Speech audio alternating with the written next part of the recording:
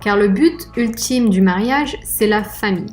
Il est important, avant même de penser au mariage, avant même de penser à avoir un homme pour la vie, de casser le mythe du mariage de l'amour et de vraiment réaliser que le mariage n'est pas seulement un acte d'amour, c'est un projet. Tu ne vas pas aimer ton homme tous les jours pendant toute ta vie, c'est impossible. Le mariage est un projet, c'est un contrat qui engage deux êtres humains à fonder une famille.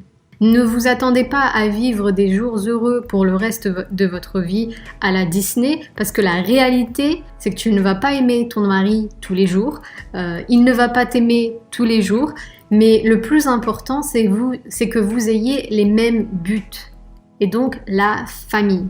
C'est la famille qui vous soudera. C'est la famille, la base du mariage. Et au fil du temps, au fil des années, c'est là aussi où l'amour se crée. Et moi, je dirais même pas l'amour, mais plus un attachement. C'est là où où l'homme sera de plus en plus attaché à la femme, à la mère de ses enfants. C'est important, je pense, de casser le mythe du mariage couple éternel, du mariage de l'amour éternel, car ça ne représente pas la réalité tout simplement. C'est peut-être beau à voir dans les Disney, ça fait peut-être chaud au cœur quand tu vois un film d'amour, mais la réalité n'est pas.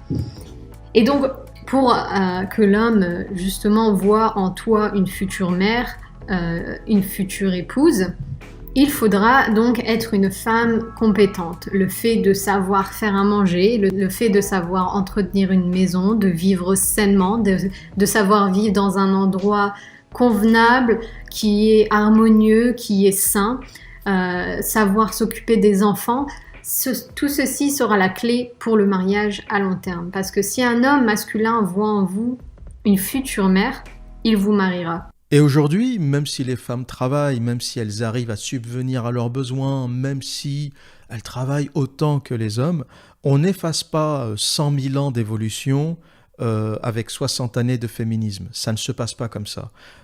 Avant les 60 dernières années, on va dire, pour accéder à la ressource, les femmes avaient besoin des hommes. Pour accéder à la protection et à la ressource, une femme devait être jolie, féminine, aimante. Et si tu veux avoir un bout du gibier que les hommes ramenaient à la maison, eh bien, tu as intérêt à être belle, à être aimante, à être douce, à avoir des gamins, parce qu'un homme ne passe pas toute sa journée à chasser pour nourrir une femme qui ne porte pas ses enfants. Les temps ont bien changé. Mais à l'époque, la seule façon pour une femme de sécuriser un homme et de s'assurer qu'il va continuer à lui procurer de la ressource et de la protection, c'était de porter ses enfants.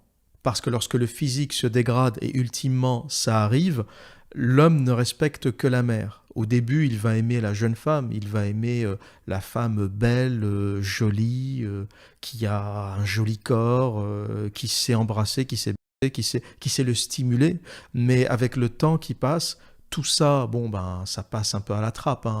L'excitation des premiers jours, des premiers mois, des premières années disparaît ultimement, et l'homme, quelque part, lorsqu'il a en face la femme de 50 ans ou de 60 ans, c'est plus la femme qu'il respecte, mais c'est la mère. Faut en être conscient, tu ne peux plus avoir de l'attirance physique comme tu l'avais à l'âge de 20 ans pour une femme qui en a 60. C'est pas possible. Et le degré d'affection, de respect, de volonté de la protéger que tu auras, eh bien, il sera surtout lié à la maternité. C'est la mère de tes enfants, donc tu dois la considérer, tu dois la protéger, même si elle n'a plus d'atout physique, même si quelque part, elle n'est plus capable de te donner ce qu'elle te donnait avant, sexe contre nourriture, sexe contre protection, sexe contre ressources.